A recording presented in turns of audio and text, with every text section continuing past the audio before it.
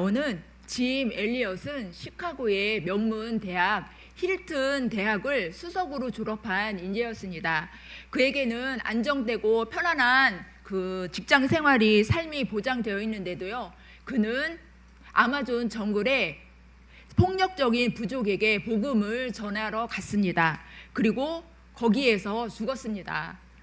방아쇠만 아까 보셨죠? 당기기만 하면은 창 끝에 자기를 죽이려고 하는 그 위협도 죽음도 피할 수가 있었는데 방아쇠를 결코 당기지 않았습니다. 아들이 얘기한 것처럼 아빠 그 마다니족을 만나면 어떡하겠냐고 했을 때 아들이 아빠 만나면 이렇게 얘기하라고 했죠. 부안이야 음부누아라고. 바로 나는 당신의 친구입니다. 그 말을 부탁을 했죠. 그 말대로 짐 엘리엇은 그 말을 외치면서 죽어갔습니다. 왜 짐 엘리엇은 자신의 편안한 직장과 그 생활을 포기하고 왜 아무도 가지 않는 그 곳에 갔을까요? 왜냐하면 제가 생각할 때는 그 혼탁한 세상 속에서 죽어가는 영혼을 향한 복음의 거룩한 씨앗이 있었기 때문이라고 생각을 합니다. 그 하나님을, 예수님을 사랑하는 거룩한 그 마음의 씨가 짐 엘리엇은 있었기 때문입니다. 오늘 본문은요, 우시야 왕이 죽던 해에 하나님께서 이사야를 선지자로 부르십니다. 그러시면서 너는 이스라엘 백성에게 가서 내가 할 말을 전하라고 하십니다. 그 말이 어떤 말이냐면요, 오늘 본문 이사야 6장 9절의 말씀입니다. 이사야, 내가 백성들에게 말씀을 전하여도 그들은 하나님 네가 말하는 것을 절대 깨닫지 못할 거야. 그리고 무슨 뜻인지 알지도 못할 것이다. 일명 무슨 말씀이십니까? 일명 소기의 경읽기라는 뜻이에요. 그럼에도 불구하고 하나님께서는 아무리 이야기를 해도 듣지 않는, 알아듣지 못하는 앞으로 말귀가 꽉 막힌 이스라엘 백성에게 가서 말씀을 전하라고 하시는 겁니다. 그리고 더 놀라운 것은 이사야 너가 그 백성들의 마음을 둔하게 하라는 겁니다. 그래서 그들이 네가 말하는 것을 귀로 닫고 눈을 어둡게 해서 보아도 보지 못하고 들어도 깨닫지 못하도록 하라는 말씀입니다. 참으로 아이러니한 말씀이죠. 하나님의 말씀은 사람을 절망으로 빠뜨리는 말씀이 아니지 않습니까? 하나님의 말씀은 사람을 살리고 깨닫게 하여서 사람을 밝은 가운데로 인도하시는 생명의 말씀이지 않습니까? 그런데 오늘 하나님 말씀은 아무것도 보지 못하고 듣지 못하고 깨닫지도 못한다는 말씀입니다. 왜 그럴까요? 왜 그러냐면요, 지금 유다 백성들은 하나님으로부터 말씀이 멀리 떠나 있기 때문이었습니다. 사실 남유다는 우시야 왕이 살아있을 때만 해도 주변 나라인 에돔, 암몬, 블레셋을 정복해서 경제적으로 굉장히 부강한 나라였습니다. 한마디로 백성들은 굉장히 잘 먹고 잘 살았습니다. 성전에는 하나님께 드려지는 무수한 재물들이 넘쳐났습니다. 그러나 그런 하나님께서 그렇게 잘 먹고 잘 살게 해주셨건만 유다 백성들의 삶은 사회 정의가 땅에 떨어지고 불의가 성행하고 우상 숭배가 극에 달았습니다. 이런 모습을 보신 하나님께서는 너희들이 성전에 가져오는 재물들은 헛된 재물이라고 책망하셨습니다. 그러면서 이사야 2장 2절에 보면 내가 자녀를 길렀는데 자식이 나를 배반했다고까지 말씀하십니다. 그러시면서 너희들이 나를 만나러 성전에 들락달락하지만 정작 너희들은 나를 만나지도 못하고 성전에 있는 내 마당만 밟다 간다고 탄식하십니다.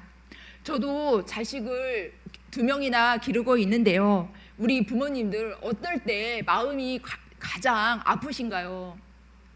자식이 부모의 마음을 몰라주고 그릇된 길로 갈 때 정말 속상하시죠? 이렇듯 하나님께서도 그런 심정이셨습니다. 유다 백성들은 하나님께서 부르면 부를수록 하나님으로부터 멀리 갔고 자기들이 종교적으로 의무를 다하는 것에서만 만족했습니다. 그럼 우리가 사는 시대는 어떻다고 여러분들 생각하시나요? 하나님께서 축복해 주셔서 솔직히 옛날보다 물질적으로 풍요롭게 살고 있지 않습니까? 그런데 하나님을 진실하게 믿는 기독교인들은 점점 줄어가고 있습니다. 2023년 우리나라 인구 중에서 하나님을 믿는 개신교인 비율은 몇 프로나 될 거라고 생각하십니까? 제가 중고등학교 때 다닐 때만 해도 4명 중에 1명은 크리스찬이라는 얘기가 있었습니다.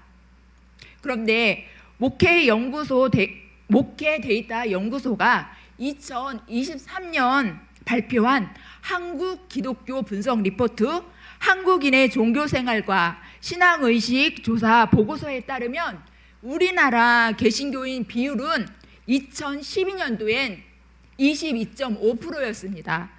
그런데 10년이 지난 2023년도에는 16.6%까지 감소했습니다. 특히 20대부터 40대까지 개신교인 비율이 최근 10년 동안 절반으로 뚝 떨어지고 있습니다. 하나님을 믿지 않는 젊은 세대가 가파르게 지금 감소하고 있는 실정입니다. 그래서 이대로 가면 10년이 지난 후에는 개신교인 비율은 전체 인구수의 12% 수준까지 떨어지게 된다고 합니다. 7, 80년대 나무 기둥을 붙잡으면서 철학기도 하시면서 한국 교회의 부흥에 앞장섰던 우리 부모님들 여기 계시는데요. 그분들은 이제 할머니, 할아버지가 됐습니다. 저 어렸을 때만 해도 교회에 부흥회가 오면은 온 아기부터 온 가족이 와서 동네에 진짜 잔치처럼 하고 또 천막을 치면서 하나님의 말씀을 사모하면서 들었던 기억이 나는데요. 근데 지금은 그런 사람들이 저희 사람들이 40, 50대가 되었습니다. 7, 80년대 어머니들의 기도의 사람으로 자랐던 저희들이 이제 40, 50대가 되어서 그분들의 신앙을 본받아서 교회 일꾼의 선봉이 되어야 하는데 40, 50대 크리스찬들은 점점 없어져 가고 있는 실정입니다. 정말 외계인이 돼가고 있는 실정입니다. 근데 너무 감사한 건 그럼에도 불구하고 저희 교회에 이렇게 40, 50대 분들이 오셔서 그것도 졸린데 오후 찬양 예배까지 참석하시는 분이 계셔서 너무 감사합니다. 40, 50대 분들 한번 일어나 보세요. 일어나 보세요. 박수 좀 쳐주세요. 대단하신 분들입니다. 40, 50대. 40, 50대. 예. 대단하신 분들이에요. 이분들은 솔직히 직장 생활에서 가장 먹고 살기에 바쁩니다. 위에는 위에 직장 상사 눈치 보랴, 아래는 MZ 애들 눈치 보랴 굉장히 바쁘고 힘든 분들입니다. 그럼에도 불구하고 저희 진주목교회 40, 50대 분들이 열심히 하나님을 섬겨주셔서 너무너무 감사합니다. 네, 이렇게 감사한데 사실 시대는 또 너무 암울합니다. 우리의 미래인 청소년 자살률은요, OECD 국가 중에서 지금 11년째 1위를 달리고 있다고 합니다. 그 다음에 또 우리 여러분 7월 6일 날 대전 소재동과 중앙로에서 무엇이 행사가 있었는지 아시나요? 올해 7월 6일 날? 네, 맞아요. 퀴어 축제가 열렸습니다. 우리 대전에서는 처음 열렸어요. 그런데 서울에서는 2000년도부터 지금까지 계속 열리고 있었습니다. 퀴어 축제가 뭔지는 아시죠? 퀴어라는 뜻은 성소수자를 얘기를 하는 겁니다. 그들은 자기네들 성소수자를 향한 차별과 혐오를 자기네들을 혐오한다는 그거를 갖다가 자기네들이 그렇지 않다는 것을 알리기 위해서 이 축제를 열었다고 합니다. 그들은 자기들이 그 축제가 순수한 문화 축제라고 합니다. 그렇지만 그 속에는 왜곡된 성 가치관과 음란 퇴폐적인 그 속성들이 아주 많이 감추어져 있습니다. 그들은 여자와 여자가 결혼할 수 있다고 생각합니다. 그럼 남자와 남자도 결혼할 수 있다고 생각합니다. 그런데 하나님께서 창조하신 질서는 그렇지 않지 않습니까? 하나님을 위반하는 하나님의 창조의 질서를 그건 위반하는 겁니다. 동성애는 하나님 창조 질서에 진짜 위배되는 행위입니다.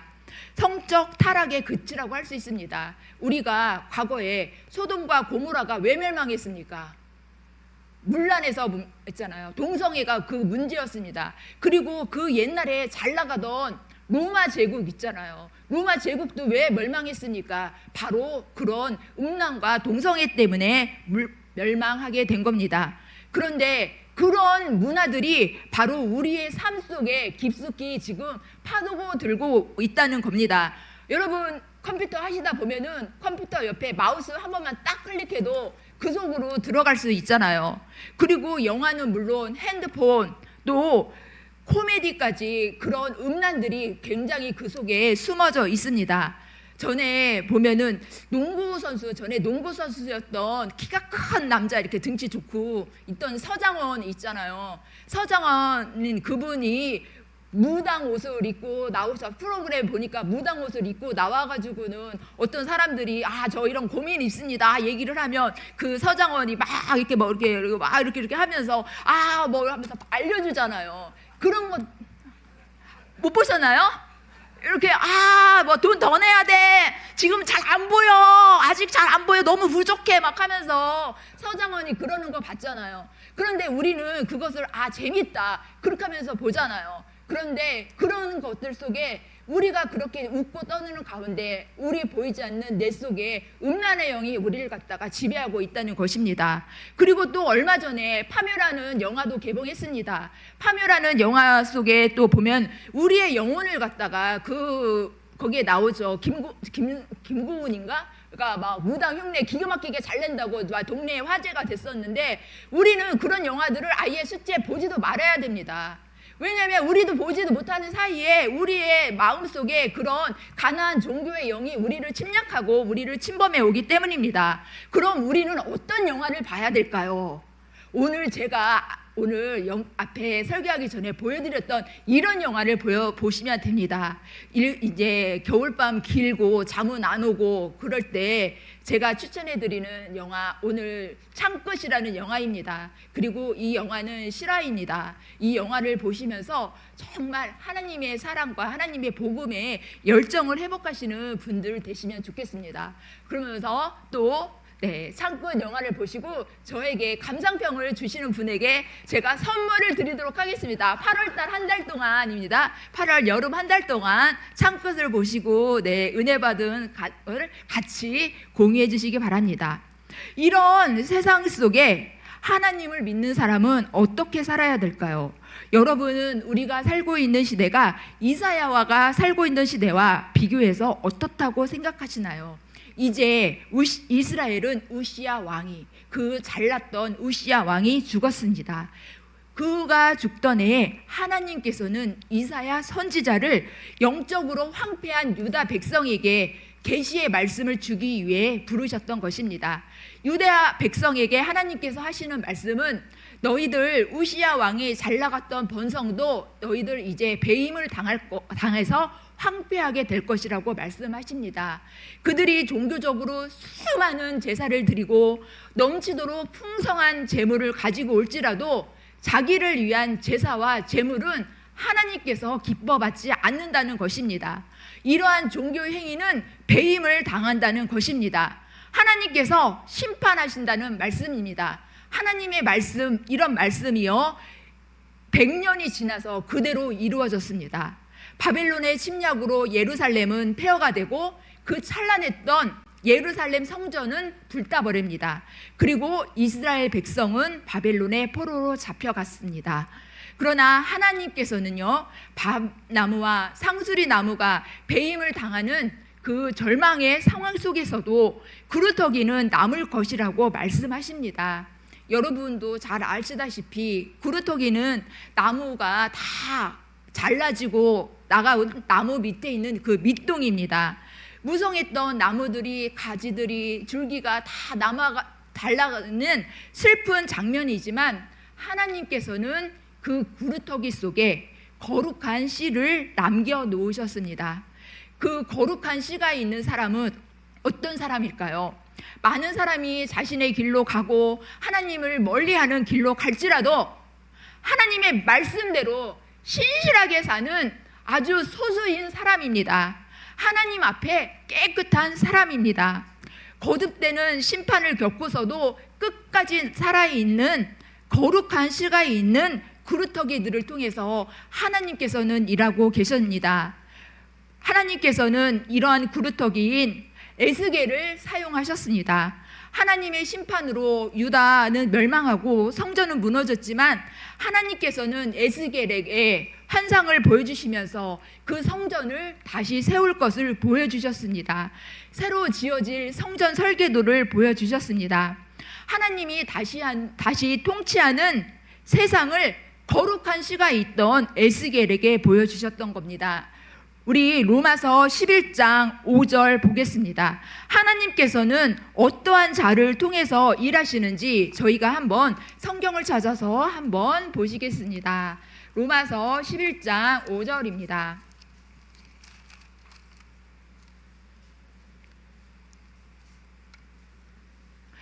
네, 신약 254페이지입니다. 같이 읽겠습니다. 시작. 그런즉 이와 같이 지금도 은혜로 택하심을 따라 남은 자가 있느니라. 아멘. 하나님의 은혜로 택하심을 입은 하나님의 거룩한 씨가 있는 자들입니다.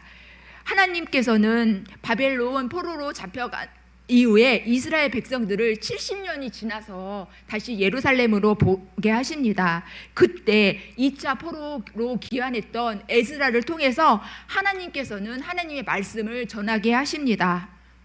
에스라를 통해 하나님 말씀을 들은 백성들은 창조시대부터 지금까지 자신들의 죄와 조상들의 죄를 회개하게 됩니다. 자신들이 이방인과 혼인을 맺고 우상 숭배했던 그 죄를 저질렀던 죄악들을 회개하게 됩니다. 그러면서 자신들이 이방인 아내와 결혼했던 그 아내, 자녀들까지 자신의 공동체에서 내쫓습니다. 무슨 말입니까? 그들하고 이제 더 이상 살지 않겠다고 굳은 결심을 합니다. 저도 이 말씀을 들으면서 정말 내가 여태까지 한 20-30년 동안 살아겠던 저 남편을 내쫓고 내 자녀를 내쫓을 수가 있을까? 하나님께서 그렇게 말씀하시는데 내가 과연 쫓을 수 있을까? 계속 묵상하면서도 저는 하나님 앞에 답을 하지 못하고 솔직히 말씀드리는 이 자리에 올라왔습니다. 그런데 그 에스라의 설교를 들은 이스라엘 백성들은 자신들이 하나님께 자녀들과 또 남편, 아내들을 갖다가 결단하는 결단을 하게 됩니다. 이런 용기는 어디에서 있을까요? 그들의 마음속에는 하나님을 사랑하는 거룩한 씨가 있었던 겁니다. 하나님을 사랑하는 거룩한 씨를 가진 에스라를 통해서 하나님께서는 하나님의 일들을 이루어 가셨습니다. 그리고 이렇듯 절망 속에서도 심겨진 거룩한 씨가 심겨진 이 에스라의 그루터기에서 다시 싹이 나고 나무가 자라나게 된 겁니다. 사랑하는 성도님들, 예수님께서도 우리에게 거룩한 씨를 주셨습니다. 그 거룩한 씨는 바로 무엇입니까? 예수님의 마음입니다. 마태복음 11장 29절에 보면은요, 나는 마음이 온유하고 겸손하니 나의 멍에를 메고 내게 배우라 하고 말씀하십니다. 예수님의 온유하고 겸손한 마음은 그냥 화를 내지 않고 온순한 것을 뜻하는 게 아닙니다. 다른 사람을 섬기고 다른 사람의 아픔까지 아는 사랑의 마음입니다. 예수님께서 사실 때 팔레스타인에서는요, 멍에를 있잖아요. 그 멍에 그 코에다가 이렇게 코에서 이랴 앞으로 쩌쩌쩌 하는 거 있잖아요. 코에다 꼽는 거 있죠. 그 멍에는 혼자 하시지 않았다고 합니다. 항상 짝을 이루어서 두 명의 노역자가 함께 메웠다고 합니다. 이 말은 바로 무엇을 뜻합니까? 예수님께서 나의 멍에를 메고 배우라는 건 이 멍에, 내가 너한테 주는 이 멍에 너 혼자 이 멍에 매를 쓰는 거 아니야. 내가 너랑 같이 짝 해줘서 같이 메고 갈 거니까 너 아무런 걱정하지 마. 그런 뜻입니다. 그렇듯이 우리가 예수님과 함께 사랑의 멍에를 맬 때 우리 안에 거룩한 씨가 심겨질 것입니다. 많은 사람들이 자기가 만든 우상을 섬기면서 그릇된 길로 갈 때 우리는 하나님의 예수님을 사랑하는 신실한 거룩의 씨를 심으며 사십시다. 아까 제가 서두에 보여줬던 영화 속에서 그 아마존 정글의 폭력적인 부족에게 복음 한번 전해보지 못하고 죽어간 짐 엘리엇과 5명의 선교사들이 뿌린 그 거룩한 씨가 어떻게 됐는지 궁금하시죠? 그 거룩한 씨는요, 그 선교사들의 아내를 통해서 아름답게 열매를 맺게 됩니다. 무슨 말이냐면요, 짐 엘리엇의 부인과 그 선교사의 아내들은요, 남편을 죽인 아마존 원주민들을 찾아갑니다. 찾아가서 거기서 그 사람들을 희생으로 돌보며 끝내는 그 사람들이, 그 폭력적인 그 부족들이 하나님을 믿는 크리스찬으로 바뀔 수 있도록 개종을 시킵니다. 그러면서 5년 후에 이제 그들이 그 곳을 떠나게 되는데요. 그때 칼로 이렇게 했던 그 와단이 추장이 그 떠나는 엘리자베스에게 물어봅니다. 부인, 당신들은 뭐가 모자라서 여기까지 와서 이런 고생을 합니까? 그렇게 묻습니다. 그러자 그 엘리자베스는 대답을 합니다. 우리 남편들은 당신들이 모르는 하나님을 가르쳐주기 위해 이 땅에 왔는데 당신들이 그들을 죽였으므로 그들은 그들의 뜻을 이루지 못했습니다. 우리들은 남편이 해주고자 당신들에게 해주었던 그 말을 당신들에게 전해주기 위해서 당신들의 말을 배웠습니다. 했습니다. 그 말이 바로 무엇인지 아시겠죠? 여러분은 당신을 아니고요. 예수님은 여러분을 사랑하십니다. 그 말입니다. 그 말에 감동을 받은 크리스찬으로 변모했던 그 원주민들은요, 수십 년이 지난 다음에 그 땅에 수백 개의 교회가 생겼다고 합니다. 그리고 그 죽었던 짐 엘리엇의 아들 있잖아요. 아빠 그 죽이려고 할 때 뭐 하실 건가요? 했던 그 아들은 그 마을의 담임 목사가 되었다고 합니다. 그리고 더 놀라운 것은 그 교회에서 장로로 섬기는 사람들이 짐 엘리엇과 친구들을 죽인 사람들이었습니다. 짐 엘리엇과 친구들을 죽였던 그분들이 그 교회에서 장로와 교사가 되었다고 합니다. 그리고 또 더 중요한 것은 그 선교사들을 죽였던 그 5명 살인자 중에 4명이 목사가 되었다고 합니다. 그리고 그 1명은 전도자가 되었다고 합니다. 절망과 멸망으로 끝날 것 같은 하나님의 역사는 거룩한 씨가 심겨진 구루터기를 통해서 일하고 계셨던 겁니다. 짐 엘리엇은 복음에 거룩한 씨가 있었기 때문에 아무도 가지 않는 죽음의 땅에 가서 구루터기가 되었습니다. 짐 엘리엇이 말합니다. 영원한 것을 얻기 위해 영원하지 않는 것을 버리는 자는 결코 어리석은 자가 아니다. 우리는 이 땅에 썩어질 것을 위해 사는 인생이 아니라 짐 엘리엇처럼 영원한 하나님의 말씀을 위해 사는 사람이 되시길 축원합니다. 축복합니다. 이스라엘 백성은 썩어질 씨를 심었습니다. 그러나 에스라와 짐 엘리엇은 거룩한 씨를 심었습니다. 여러분, 지금 이 시간에 여러분은 어떤 씨앗을 심기를 원하십니까? 세상이 점점 악해지고 타락으로 가는 시대 속에서 우리는 예수님의 거룩한 씨가 있는 구루터기가 되십시다.